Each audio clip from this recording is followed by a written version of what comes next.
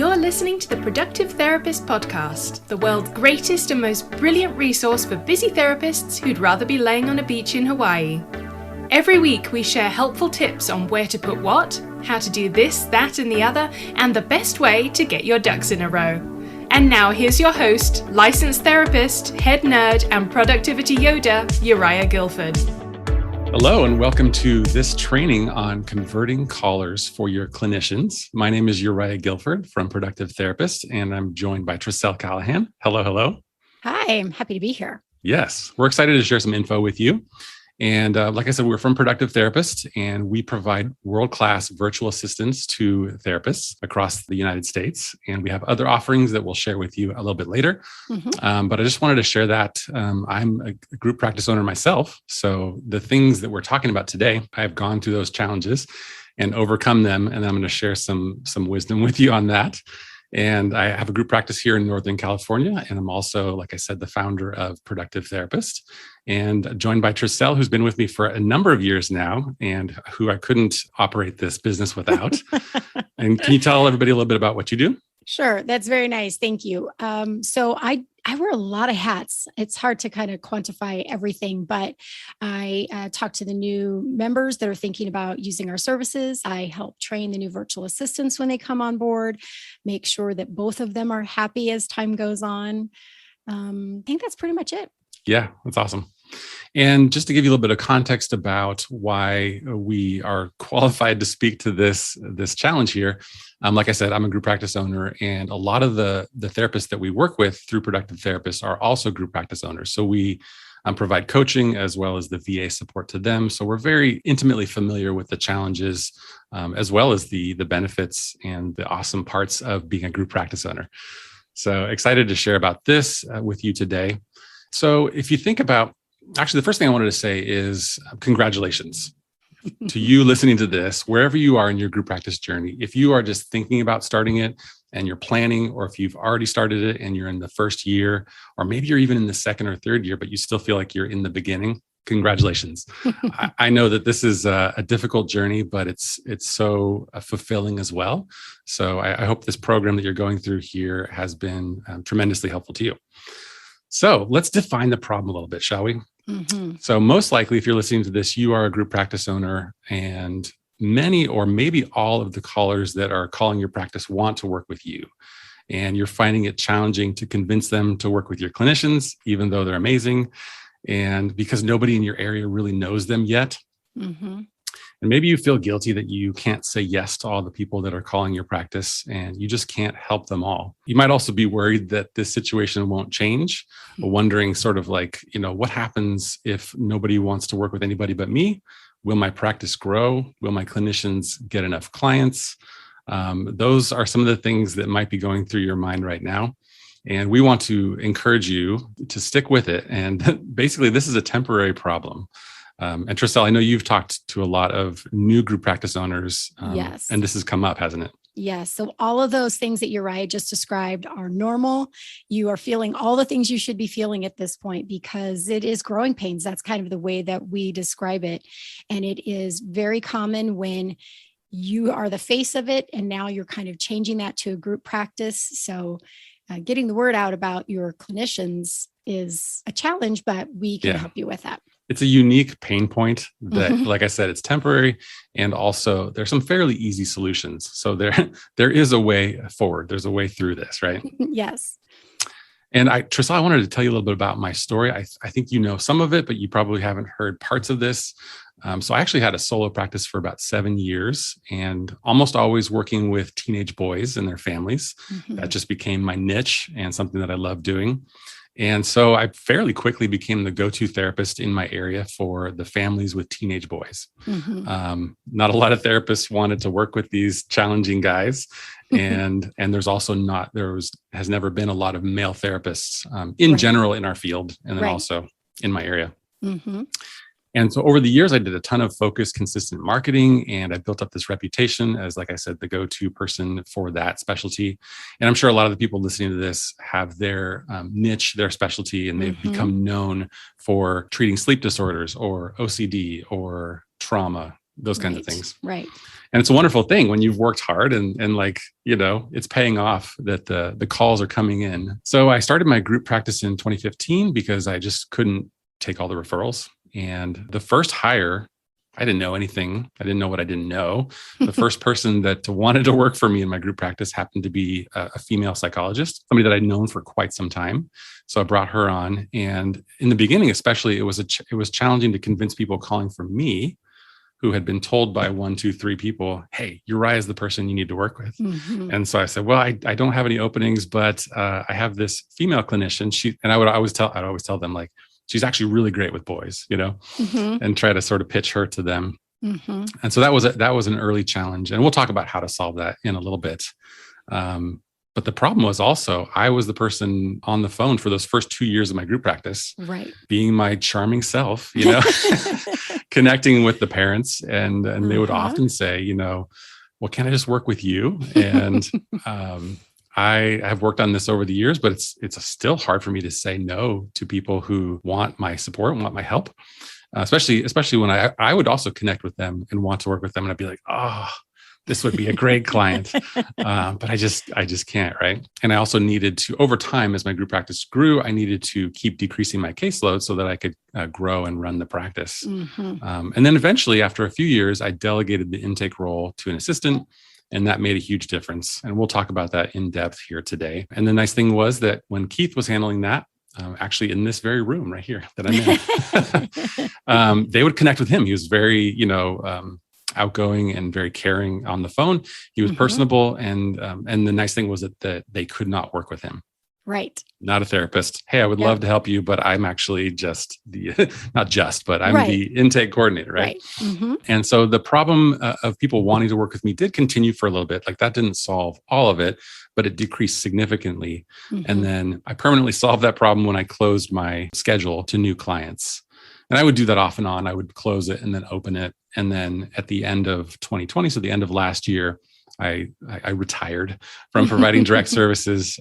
But for some time in within that last year, I told Tiffany, my intake coordinator, that it was like always a no. Mm-hmm.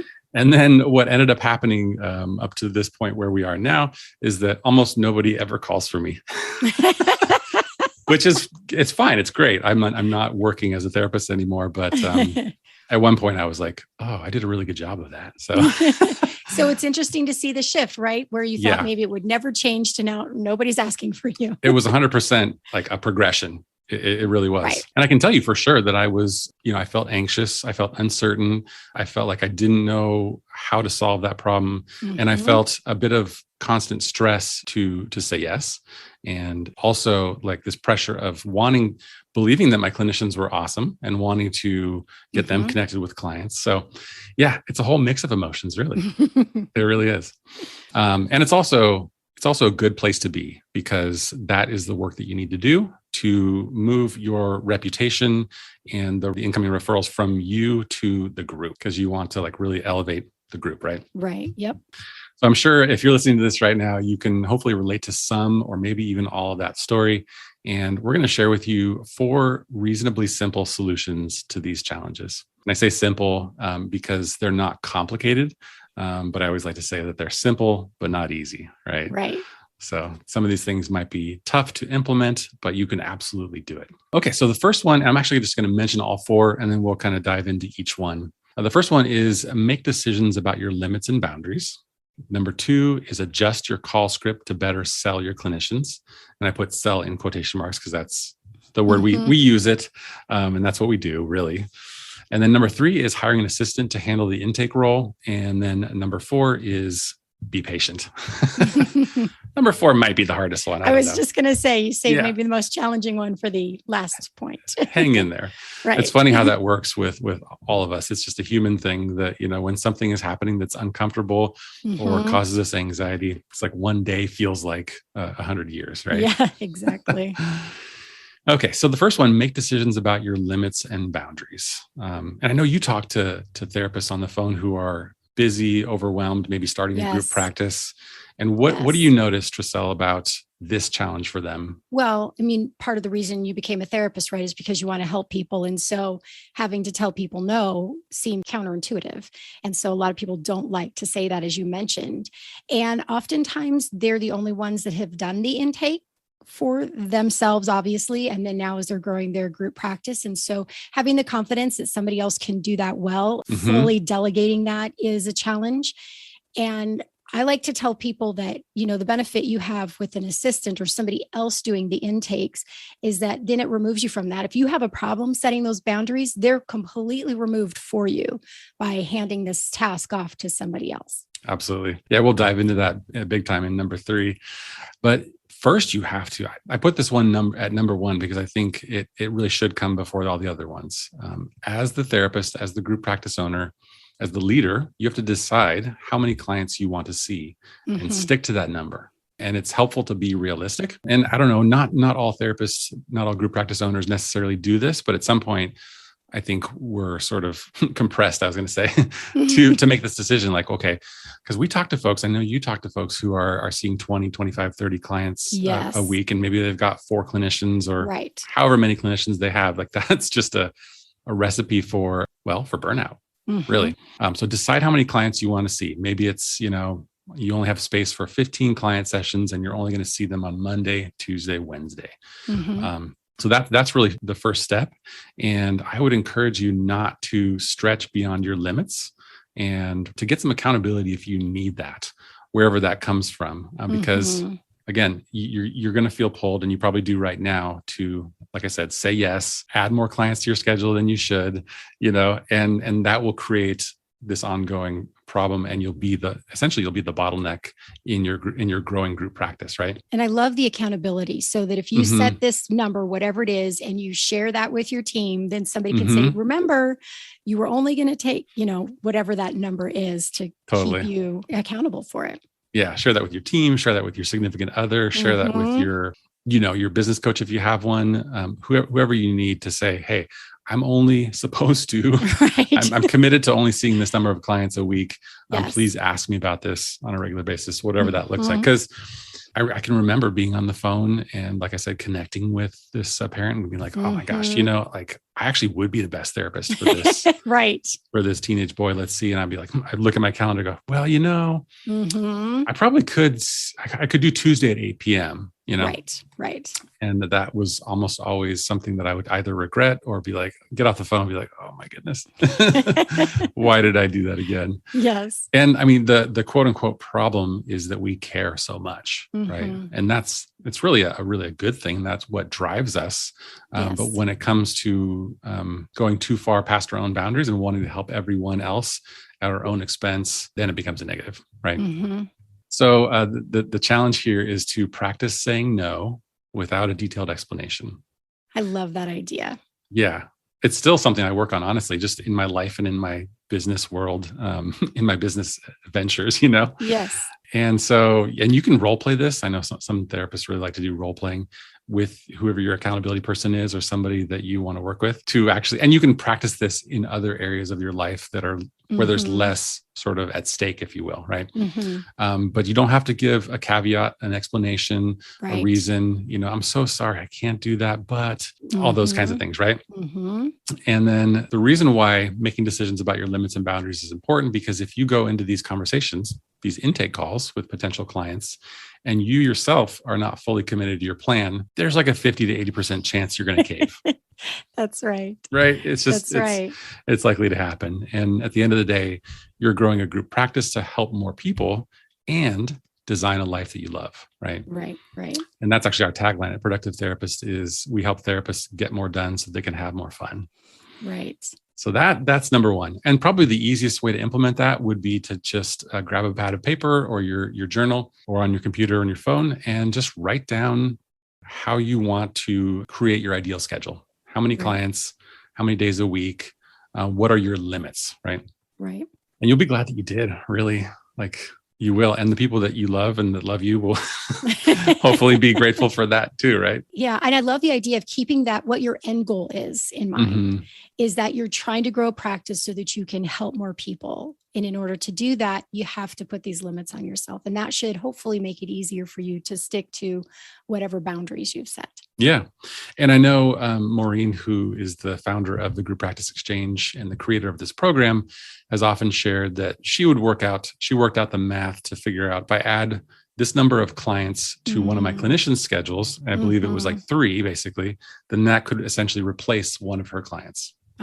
So that might be a helpful way to look at that and to sort of gradually decrease your caseload. Because if you're growing, which you're in this program because you are growing a group practice, you're going to need to decrease your clients. And lots of therapists want to continue to see clients and they never want to stop. And that's totally fine. Right. But it needs to go from 20 to 15, maybe down to 12 or 10, whatever that looks like. Right. And I will also say about that this might be obvious, but it's a gradual process, and that doesn't happen overnight.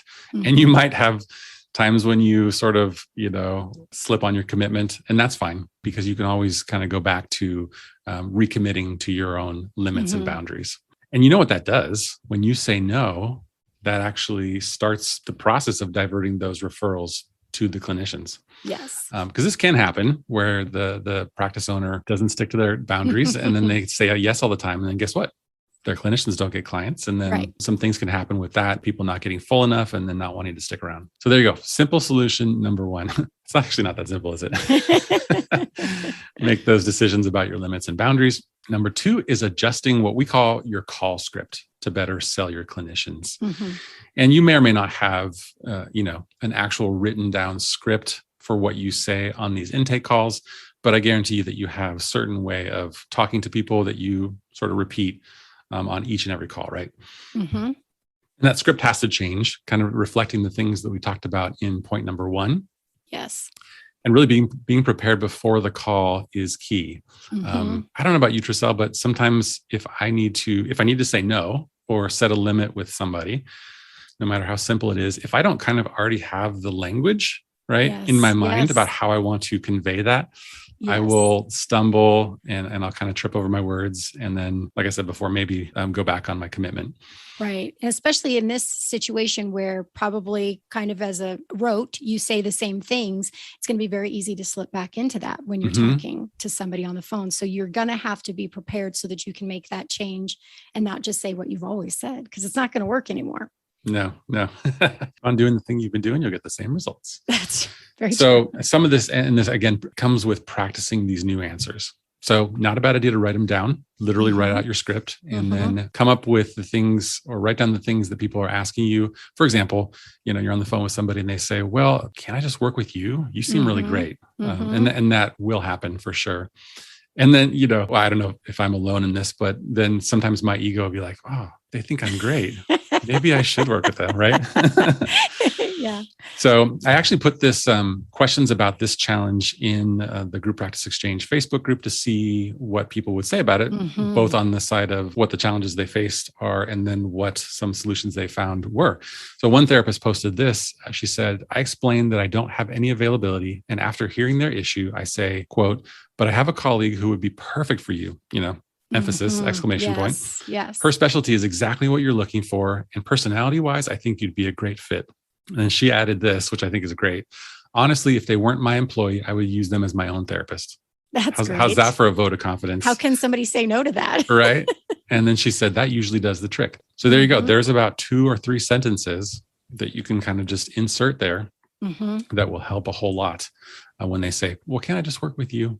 So that's pretty key. And you're going to need to practice that until you get off the phones and hand that over to somebody else. You're going to need to practice saying that on a regular basis. The next point here under adjusting your call script is don't give them the impression that you might be available soon, because it's not too hard with your tone of voice or with your actual words to create some space for them to get in there.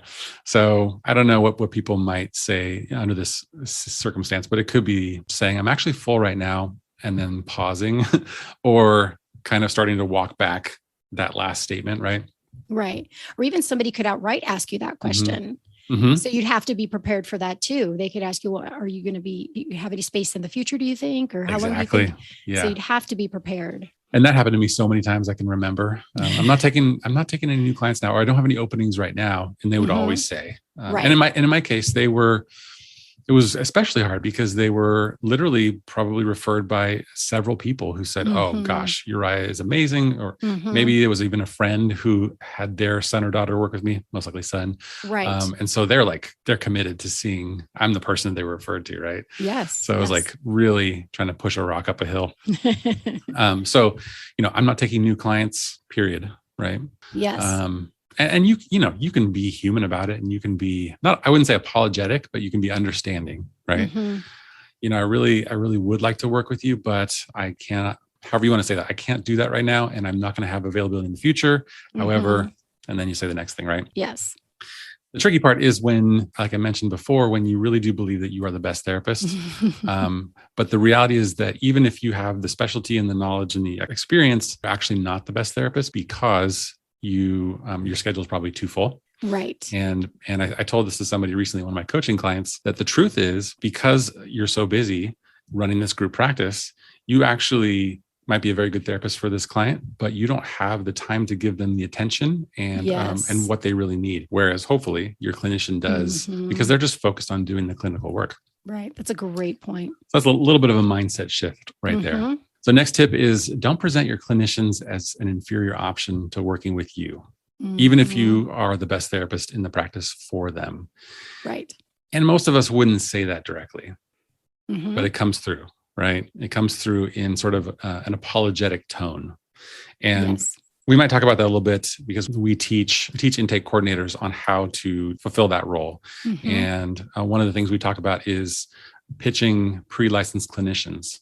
And this is a similar point there as to this one, where it's like, don't make it sound like they're an inferior option. Yes. So that's really important. So, and then,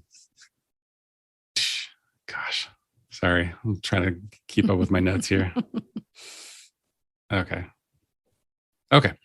So the next point here is explain that you handpicked each clinician and that you oversee their work. So if somebody's referred to you and you have the reputation, let them know that you personally hired these people in your practice and you recommend them fully. Right. And that should go a long way. And if you're also supervising them, even better, because you are really more involved. Yeah. So try to translate that credibility, I guess, right? Yes. From you, and let the person on the phone know that extends to the people that you've hired, because they're your A team, right? Right. I think both of those things go a long way. If you can add that as part of your script, and it's going to go a long way to help make that shift from you to them, and somebody feel good about it. Not like you said, it's not the B team.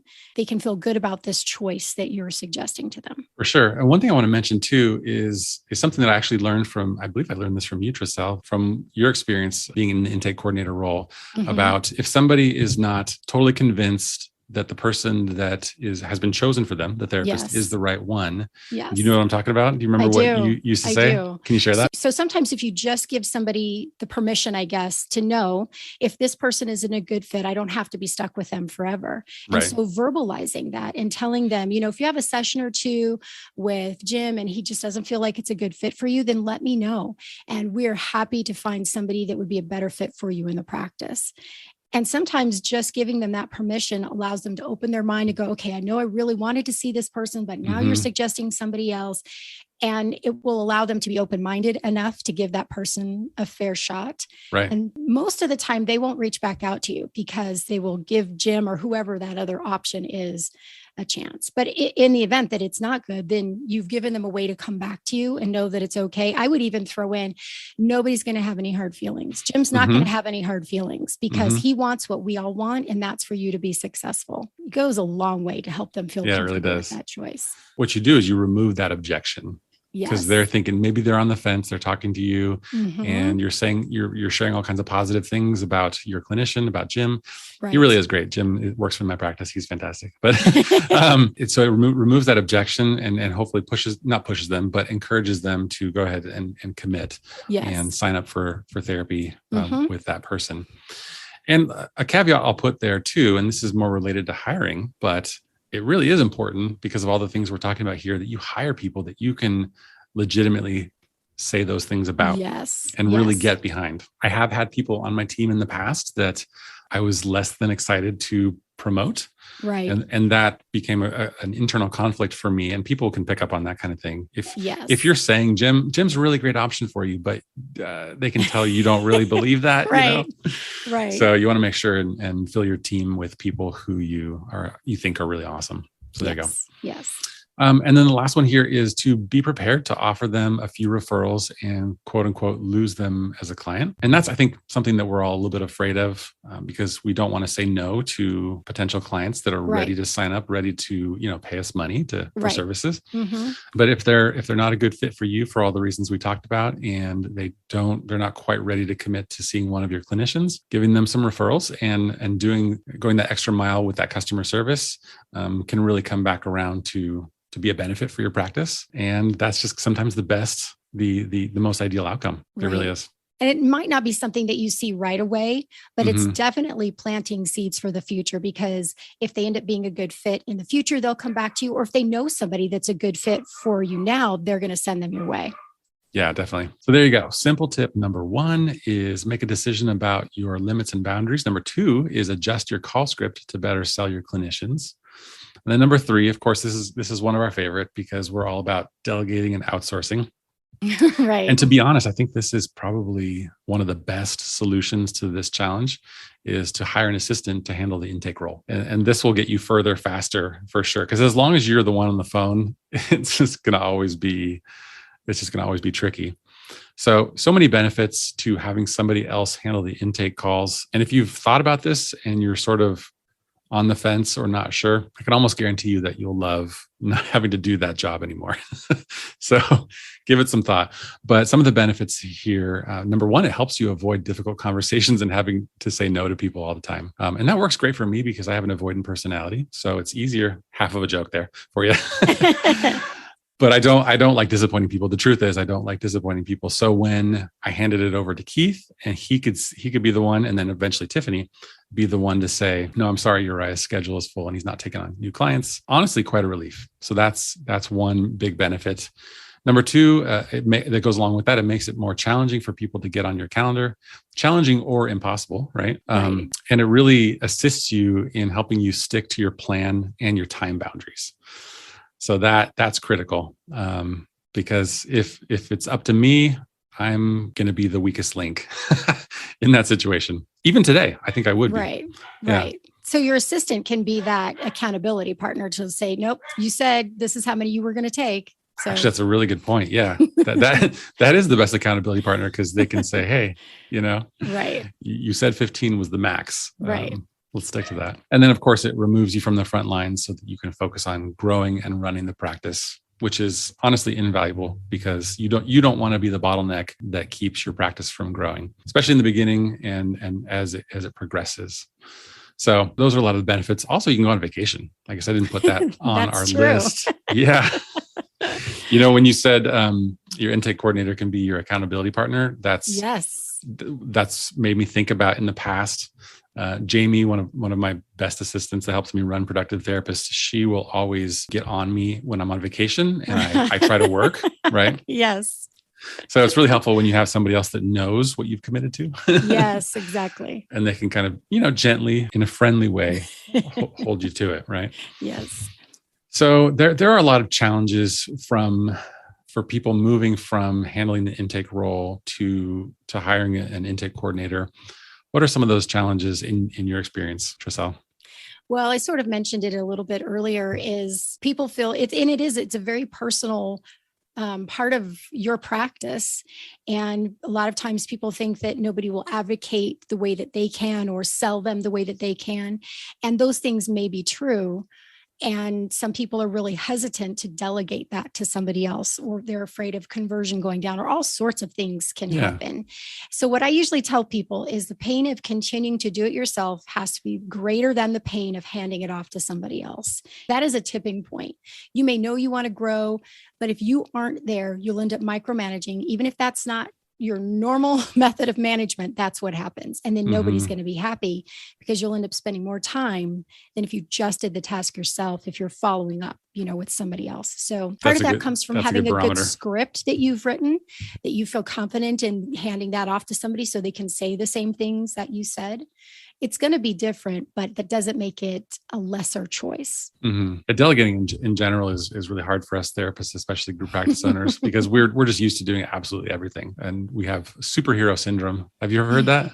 No. Yeah. Like I can do all the things competently because I'm amazing. Right. And you most likely are amazing, like me, but that doesn't mean that you don't need to learn to delegate. It's one of the major things you have to develop as a business owner with a growing business that's bigger than just you. So, right. We've actually got a course that you can check out called Delegation Pro, that is our sort of best tips and practices on delegating, as well as a course called Virtual Advantage, which helps people really understand how to work effectively with a virtual assistant. So you can check out both of those things, and we'll give you some links to those as well. So yeah, I guess the encouragement there really is to do the emotional work, the personal work around getting to the point where you're ready to delegate and you understand the value of that, the importance of that, and then you can move on to tackle the challenges of actually doing it. But there's no doubt in my mind that this is a necessary step for a growing group practice. In some ways, the sooner the better. But if you go too long not handing this role off, you will push yourself towards the edges of burnout, right? Yes. So what are some of the options for filling this role and for replacing yourself? Actually, I'm going to step back and tell you real quick. I know I've mentioned this to you, Tracel, but when I first delegated the intake role, I thought for sure that the conversions, the number of new clients coming in was going to go down because I thought I was, I was actually quite good at converting college to clients is the language we use. I thought that a non-therapist couldn't do it as well as me. Turns out the numbers actually went up, which was very interesting and surprising. And that's not going to happen all the time. Sometimes it will go down because the person that you're training or that you brought on may not be quite as competent as you, and they need to kind of develop that skill. But you never know. You could be surprised by that, right? So several options to fill this role. And the first one that comes to mind, because you have a group practice, you have at least, if you're planning on starting one, you might not have your first clinician yet. But if you are in the beginning, let's say you're in the first year, you have one or two clinicians on board. There's a good chance they have the availability, the time potentially to help out with the intake role, whether that's sharing it between you and one of your clinicians, or if they're super interested and maybe they've done this job before at an agency in the past or something like that, have them take that on. Not a bad idea. I think it's not a long-term solution, because most likely they're going to want to prioritize seeing clients. They'll make more money, but you can definitely pay them whatever makes sense, $15, $20 an hour to handle the intakes. So that's probably the easiest thing to do. Unless you have a sister or a relative that I don't know is already a great choice for that, maybe not. Sometimes relatives aren't the best choice. Somebody that I was talking to the other day had a relative doing it, and they felt like they lost their voice when things came up that were a challenge that they needed somebody to change. They're like, well, this is my sister. I can't, So sometimes it's a little touchy with a relative. Yeah. I usually recommend not hiring family or friends. Not always, but it can be a little sticky. But number one, having a therapist fill that role is something to consider. Number two is you can recruit and hire an in-office or what we like to call local remote assistant. And you can get help with that with our Hiring Your Assistant course. We'll give you a link to that one too. And this is not, actually the truth is it's quite challenging. I mean, over the last 4 years, we've recruited and hired so many virtual assistants. Yes. And learned so much from that. But there's a chance that you could have a relatively easy experience finding somebody that's competent and that's interested in part-time work, right? Because that's what you're offering is part-time work as an intake coordinator. And I mean, there's benefits to that for sure. You can often pay less money per hour for that person. And if you find the right person who doesn't mind only working 5 or 10 hours a week, and that works for them, that can be a great sort of win-win situation for you and for them. And sometimes the ideal people for this kind of position are grad students, who are maybe studying psychology. Also, often stay-at-home parents. Usually tends to be stay-at-home moms, but if they're home with their kids and maybe their kids are a little bit older, we generally don't recommend you hire somebody that has toddlers, Especially if it's for phones, right? Right. Yes. Because they tend to scream whenever they want to. But there are definitely folks out there that are looking for part-time work that is meaningful and would love to do that. So that's something you can for sure do. And it's kind of as simple as creating a job posting, putting it on Indeed or somewhere like that, Facebook even, and seeing who in your network or outside of your network might be interested. Right. And then, of course, you can sign up. You can skip the front of the line and sign up with a virtual assistant company. That could either be a freelance virtual assistant, so somebody that's just solo, or a company like Productive Therapists that has a team of virtual assistants that are already trained and competent to provide that service for you. And I think that's honestly one of the biggest selling points of our services for group practice owners is that they're so busy working on so many other things that to onboard an already trained person that's managed by somebody else to do that job effectively is a huge time savings, right? So can't recommend that enough. And you can also find independent folks out there who will take you, will work with you if you need very little hours. And you can take a look at our directory. I'll put the link on this video, but it's directory.productivetherapist.com. And you can go there and you can search. It's totally free. You can search for virtual assistants and find all the ones that we found over the years. There's about, right now as we speak, there's about 27 options on there. And these are folks that work with mental health practices, specifically with therapists. And I was going to say, I think that's really important, whether you use our service or somebody else's, that it's somebody who works and has experience with mental health, because I talked to plenty of people who've had a VA that was an independent contractor and they just did general VA services, which there's nothing wrong with that. But then you have this extra learning curve of insurance or HIPAA or all sorts of things like that then now you're having to train to. Whereas if it was somebody that already has that experience, then training them to the specifics of your practice is a lot easier than explaining mental health terms or, whatever it is that you would have to do. Absolutely. Yeah. And on top of that too, you might be tempted to use like a virtual receptionist company, like a call center, essentially. Right. And I will be honest, I have heard a couple of stories that are positive, where that has actually worked out well for the call center to handle that. But it's not usually the case. The one I've heard the most positive things about is conversational. But usually a call center is set up to have many people who are answering the phone for businesses, and that's just not going to be the best sort of experience for the potential clients. Right. Yes. And then with anybody else you hire who's already an assistant or a virtual assistant who doesn't have mental health background, it just adds to the training and the time you'll have to spend with them and the cost of getting them up to speed. Not impossible, but you can jump to the front of the line if you want to use a company that does this every day. And I just wanted to answer a quick question that probably some of the folks listening to this might have. And that is, we get this question a lot, but it's, when should I hire admin support? And what I commonly say is, I kind of make a parallel to somebody asking, like, when should I get marriage counseling? The answer to that question is yesterday. Right. Or prior to now, probably sooner than later. Yes. So I think it is pretty good advice to get administrative support, intake coordinator support sooner than you think. Maybe sooner than you think you can afford it, just because it makes such a difference. Both admin support and office space are two things you're going to need to invest in to grow. Otherwise, it'll block everything, right? Yes. With that said, you do want to make sure that you can afford it and that you don't make a commitment or sign on to something that doesn't work for your budget.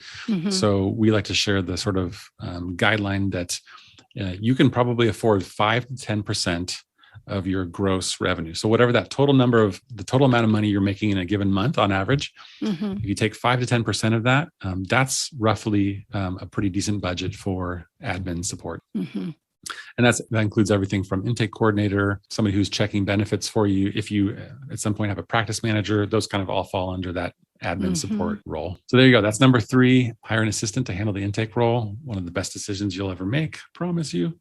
And then the last one is simple, but not easy. And that is just be patient. Like we said before, this is a temporary problem. And I'll say it's temporary if you take some action, right? If you follow some of the guidelines that we're giving you. And the truth is that your clinicians will develop their own reputation and their own direct referrals over time. I made reference to Jim earlier, but he's actually been with me for 5 years, and he gets tons of direct referrals from, local pediatricians, from local school counselors. He's just been around long enough that people know who Jim is. Mm-hmm. His past clients refer to him, so it's like Right. there is this kind of snowball effect with the group practice where your clinicians start to get known. Mm-hmm. Referral sources in the community know about different people and their specialties. Mm-hmm. So as long as you're continually doing marketing and networking and spreading the word about that, it's going to happen sort of naturally, right? Mm-hmm. And like we said in the beginning of this training, feeling a certain amount of anxiety about this, totally Mm-hmm. normal. Totally normal. And it's good that you do, because Mm-hmm. that hopefully, right, will push you to take some decisive actions. Right. And we can pretty much guarantee you that if you follow these 4 tips, that you're going to make steady progress. Mm-hmm. Because if you put a cap on your availability and you stick to your boundaries, that will make a huge difference. Right. And then if you adjust what you're saying to people on the phone, that Mm-hmm. is another great step. You hire an assistant to handle the intake role, huge step. And then if you just, stay committed and patient with that process, you're definitely going to get there. Yes. So we do have a couple bonus tips, don't we? Mm-hmm. So the first bonus tip is comes from my practice, and that is remove your name from the practice, from the front door, or where from the website. Right. And that's so it's not a mistake necessarily. I wouldn't change it at this point, but my practice has my last name in the title, right? Mm-hmm. So that at this point doesn't make a difference. But I've come to the conclusion that having my name there is not a huge benefit. Mm-hmm. But if you have called your practice your first and last name.com, Mm-hmm. or, some people will do like, Uriah Guilford and Associates when they start a group practice, something like that. Right. Right. But then you're still very much the focus of Yes. the operation. Yes. So consider renaming or rebranding your practice. And I'm Mhm. actually in the process of doing that right now, moving from Guilford Family Counseling to In Tune Family Counseling, Mm-hmm.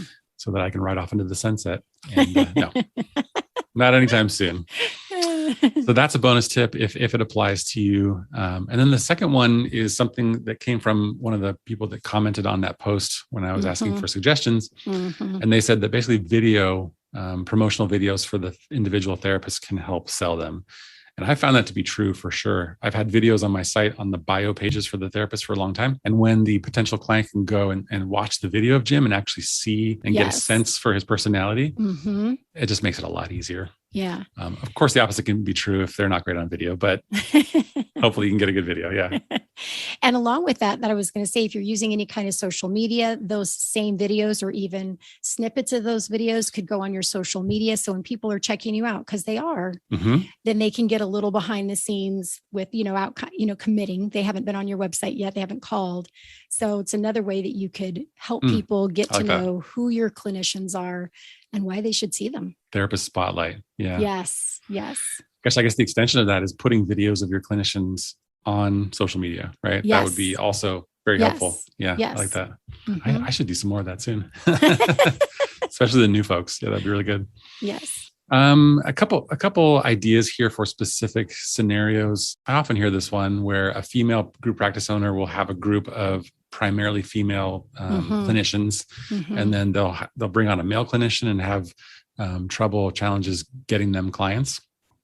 And all of the suggestions that we just shared with you will apply, and your mileage may vary. But my advice on this, I guess this applies if you're a male therapist starting a group practice, but generally it applies that hiring somebody that's similar to you, has a similar specialty or, desirable characteristics, if you will, is going to be helpful. So Right. after I hired Cindy, I hired Jim, and he obviously male therapist who works with teenagers. That took a lot of the stress off of me, because that made the recommendation from me to him just that much easier. Right. On top of that, you may have to do some specific marketing and or networking around the ideal clients for this male clinician. And that just takes time and effort to really get that information out there.